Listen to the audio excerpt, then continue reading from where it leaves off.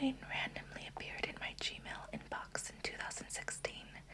I have no idea who sent it, and I have no idea why it was sent to me, of all people. All I know is what it said. And the email says this. I know the real reason why Silent Hill was cancelled. For those of you who aren't into video games, I'll give you a Cliff Notes background. From 2012 to 2015, there was a new Silent Hill game in development. In addition to noted game designer Hideo Kojima, many auteurs of horror were involved, including manga artist Junji Ito and filmmaker Guillermo del Toro. In August of 2014, a playable teaser was released, simply titled P.T. It was widely acclaimed and generated a ton of hype surrounding what fans were sure would be the best installment of the Silent Hill saga. And then, in 2015, Japanese entertainment conglomerate Konami suddenly canceled the project. Amid widespread criticism from fans, P.T. was removed from the PlayStation Store and made impossible to reinstall. I'm pausing the story. I get really excited.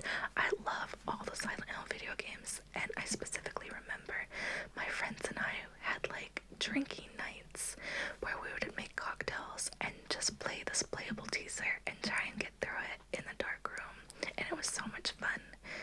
My friend still has the PlayStation with PT installed on it, and I'm the dumbass who uninstalled it, and I'll always regret that. Okay, back into it. Initial news reported that Konami was dissatisfied with the direction in which Kojima was taking the franchise. As time went on, the news changed its tune, saying that the game was cancelled due to corporate reshuffling at Konami. Both of these statements are false. I know because I was involved in the game's production. If you look at the Wikipedia game page for Silent Hill, you'll see under cancellation that video game website Polygon reported getting an anonymous tip confirming that the game had been cancelled. I was the one who gave them that anonymous tip. I did it because I need people to know the truth. Of course, no one believed me, so it was never actually published. So I decided to send the story to someone at random. Maybe you can help me. The truth of the matter is, the game was cancelled because, to put it simply, it went too far. Early on in development, someone involved with the production of PT decided to do something a little different. They designed it so that the main ghost, Lisa, would follow the player throughout the game, causing scary noises and shadows throughout the teaser. Of course, the player only looks forward, so the model of Lisa is never actually seen. There was a lot of talks about wasting time developing a model that would constantly follow the player without being seen when it could have easily been done with simple sound design and effects, but ultimately they decided it was best to just leave it be. Big mistake. As the teaser was developed, many of us, of course, would test it to make sure it was going well. Anyone who played it was immensely excited at first. We knew we had a massive hit on our hands. As time went on, though, the people who played tested the teaser started coming into work exhausted. At first, we just figured they were overworked. Creating a video game is extremely intricate work, and developers spend long hours trying to perfect every little detail, especially with a release of this magnitude. And then, one day, one of the developers, whose name I will not disclose here, did not come in at all. Those of us who knew him were immediately worried. He wasn't the kind numerous times, but there was no answer. Eventually, one of the other developers who was friends with the missing guy called his wife to ask whether or not he was okay. After the call, it was said the man's face was a picture of shock. The man hadn't come into work because the previous night he'd gone down into his basement and hung himself from one of the rafters.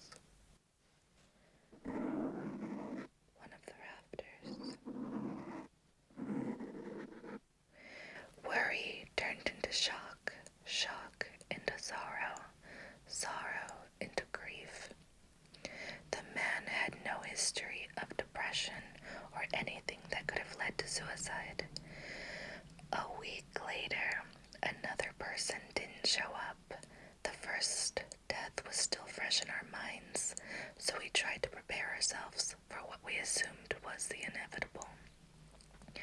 Sure enough, about an hour into what would have been their shift, we got a phone call from the person's family. The night before, they had made their way to the roof of their apartment building and jumped. I was there when we got this news directly. I remember one of the people in the room muttering to themselves, "What the fuck is going on?"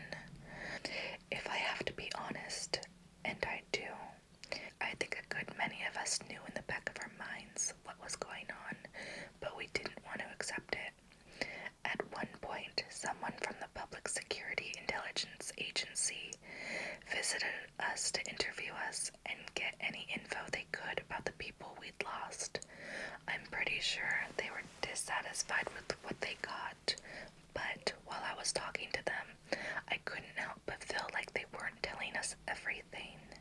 I mean, I guess I should have expected as much. What intelligence agency tells its people everything? But it definitely aroused suspicion. It wasn't until three more people died that we got the email. Before one of the people killed themselves, they sent something to our office's email address. I never actually got to see it for myself. But one of the people who handles our emails is a friend of mine, and she did get to see it. According to her, it simply read, "She won't stop following me. I can feel her breathe on the back of my neck. Can't keep doing this. Goodbye."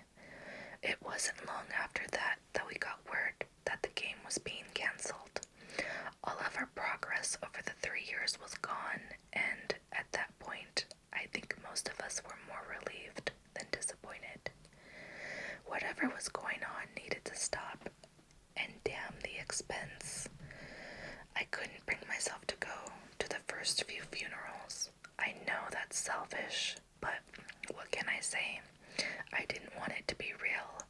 Eventually, I made the effort to go to the funeral of the man who had sent the email. His wife was inconsolable. I went up to her to pay my respects, and out of nowhere, I remember asking her why she thought it had happened. She was obviously taken aback by my answer, but being the strong woman she is, she wiped her tears and told me. She said that for a year or so before his death, the man had had a lot of trouble sleeping. He had never had issues with insomnia before, but suddenly he was lucky to get as much as 3 hours. As time went on, he just got worse and worse. He became frightened of his home after dark. Sometimes he'd even go stay at a hotel just to avoid being in the house after sundown. He started rapidly losing weight. His eyes were in a constant glaze, as if he was constantly staring into something beyond what anyone else could see. The one time his wife got up the nerve to ask what was wrong, the man uttered, "Lisa." It wasn't long after that he killed himself. The wife told me point blank that she wondered if she'd been responsible, but I assured her she wasn't. I gave her a hug and said goodbye. I don't us were surprised when PT was removed from the PlayStation Store and made unable to download. I like to think they did it for the right reasons and not for problems with public relations. Although none of us ever said anything about it to each other, I think we all knew we'd let something loose. I didn't believe it at first. How could I? Then,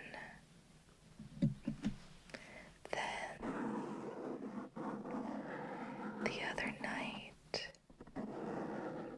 as I was making my way towards my bedroom, I felt the unmistakable tingle of cold, fetid breath down the back of my neck. I turned around with a start. Nothing was behind me. I know what's to come, and I'm terrified. The email ended there. I couldn't make heads or tails of it at first. I was sure it was a friend playing a prank or something. I archived the email and pretty much forgot all about it. Then, in 2019, an indie developer named Lance McDonald used what he called camera patches to allow the player in PT to look 360 degrees.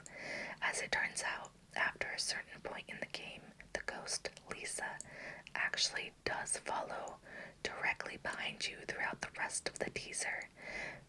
That reminded me of the email, which I'm really glad I saved.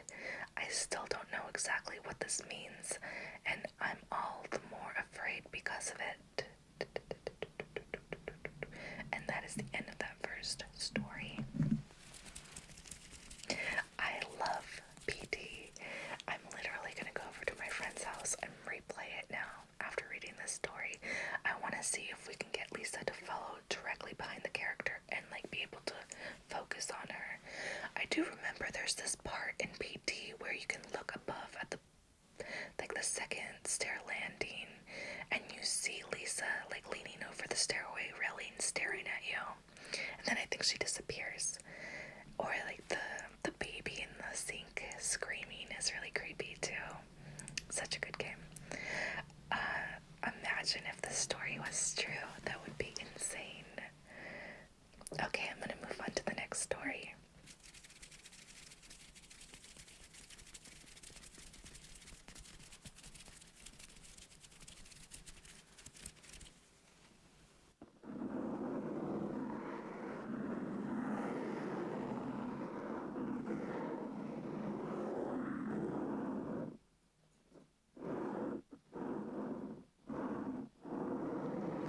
This second story is called Weird Guy Outside My Bedroom Window.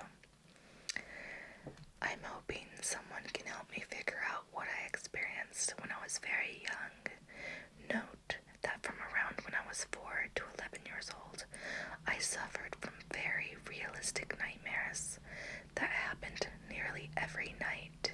However, I feel this was not a nightmare, but a real experience. I remember this experience clearly, despite the fact that I was only 4.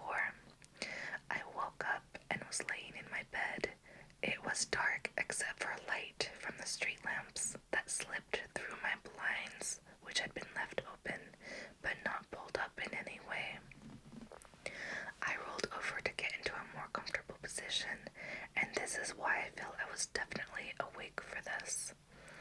I was facing my window on the other side of my room, and I heard a faint scratching-like noise on the wall with the window.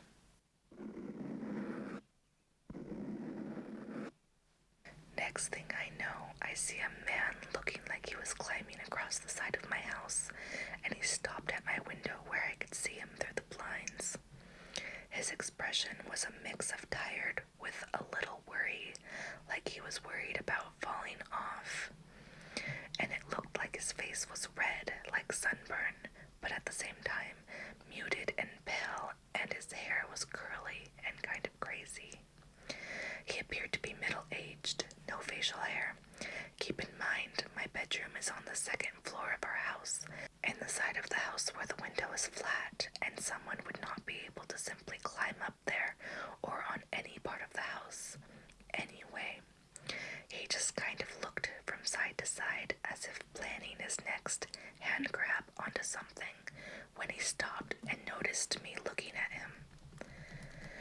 We both kind of glared at each other for a few seconds, and then my memory goes kind of fuzzy.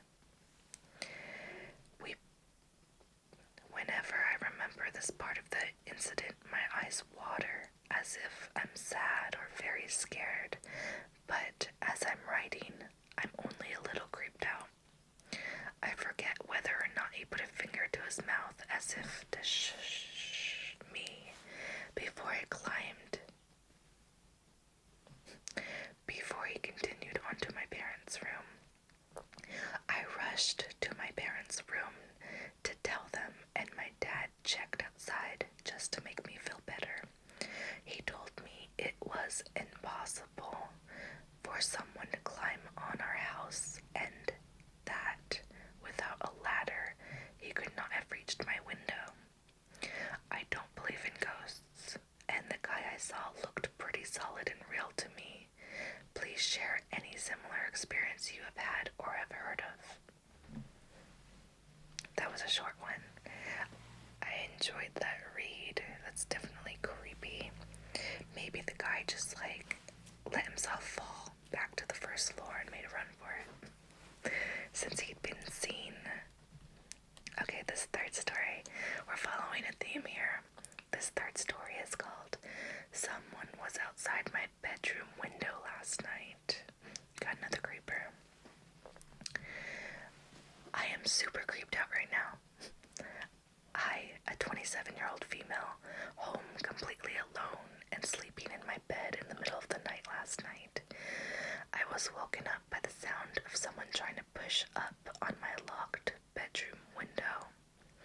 I couldn't see the window because it was past my footboard on the other side of the bedroom, and I was laying down, but I knew that unmistakable sound of the window being locked and the jiggling sound it makes because I've locked myself out plenty of times and have tried to get through that window before.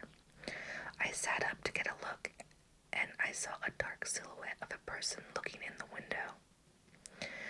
I laid back down for a second, really confused and tired, and when it actually clicked what I had seen, I sat right back up. They were gone.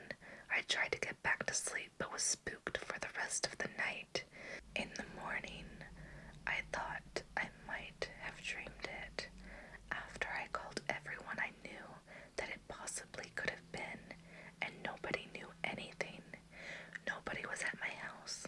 Nobody I knew would just try to get into my bedroom window in the middle of the night anyways, especially when I don't think this person even knocked on the front before trying to open the window. I went outside to investigate to see if I was just crazy. I looked at the window, and there I seen the handprints of whoever was trying to slide up on the glass. Also, it had rained, so I could see muddy shoe prints going to and from my window. I have no idea who they were or what they wanted, but I'm so glad my window was locked. That third story is so creepy. Honestly, if this man had gone inside her house, there's no doubt he probably would have had a violent encounter with her. It's crazy. I always make sure all my windows are locked. It's like my worst nightmare to wake up in the middle of the night and see someone sliding up my window. That one gets me. Burglars scare the shit out of me. I hope you enjoyed this short video. I decided to make